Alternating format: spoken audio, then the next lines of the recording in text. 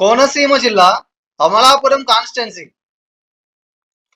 ఇక్కడ 2014లో టీడీపీ నుంచి ఐతాబత్తుల ఆనందరావు గారు వైఎస్ఆర్సీపీ అభ్యర్థి అయిన గుల్లా బాబురావు గారి మీద పోటీ చేసి 12,413 ఓట్ల మెజారిటీతో గెలవడం జరిగింది. ఫైనల్ గా ఈ సీట్ ని టీడీపీ కైవసం చేసుకోవడం జరిగింది. ఇక 2019లో కనుక మనం ఒకసారి ఇలానే చూసుకున్నట్లయితే ఇక్కడ వైఎస్ఆర్సీపీ నుంచి పినిపే విశ్వరూప్ గారు, జనసేన పార్టీ అభ్యర్థి అయిన శెట్టి బత్తుల రాజాబాబు గారి మీద టీడీపీ పార్టీ అభ్యర్థి అయిన ఐతాబత్తుల ఆనందరావు గారి మీద పోటీ చేసి టీడీపీ మీద 25,654 ఓట్ల మెజారిటీతో ఈసారి ఈ సీట్ ని వైఎస్ఆర్సీపీ కైవసం చేసుకోవడం జరిగింది. ఇక ఈ 2024లో ప్రస్తుత పరిస్థితి మనం చూసుకున్నట్లయితే టీడీపీ, జనసేన, బీజేపీ కూటమి అభ్యర్థిగా టీడీపీ నుంచి ఈసారి కూడా ఐతాబత్తుల ఆనందరావు గారు పోటీ చేయడం జరుగుతుంది.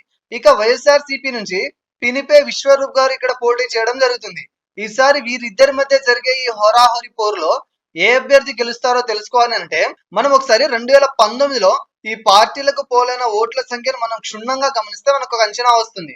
2019లో ఇక్కడ విడివిడిగా టీడీపీకి, జనసేనకి పోలైన ఓట్ల శాతాన్ని కనుక మనం ఒకసారి కలిపి చూసుకున్నట్లయితే సుమారుగా 91,000 పైచిలకు ఓట్లు ఈ రెండు పార్టీలు కలిసి గెలుచుకోగలిగాయి.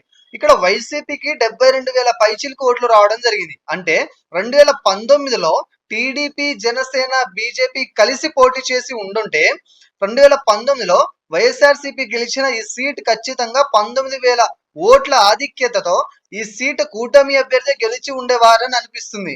ఇక ఈ రిజల్ట్ ని దృష్టిలో పెట్టుకొని ఇప్పటి విషయానికి వస్తే ఈసారి ఇక్కడ గెలుపు ఎవరిది అంటే దీనికి సమాధానంగా ఆ టైంలో ఈ రెండు పార్టీలకు విడివిడిగా పోలైన ఇదే ఓట్ల శాతం ఈసారి కూడా చెక్కు చెదరకుండా అదే విధంగా ఇప్పుడు కూడా రిపీట్ అయితే ఖచ్చితంగా మంచి మెజారిటీతో ఈ సీట్ ని కూటమి అభ్యర్థి గెలిచే అవకాశం 100% ఉంది. కానీ ఈ గెలుపు అన్నది కొత్తగా ఈసారి పోల్ అవ్వబోయే యువత ఓట్ల మీద కూడా ఆధారపడి ఉంటుంది. మారిన సమీకరణాలను బట్టి యువత ఎటువైపు మొగ్గు చూపితే ఆ పార్టీని ఈ నియోజకవర్గాన్ని కూడా కైవసం చేసుకునే అవకాశం ఉంది.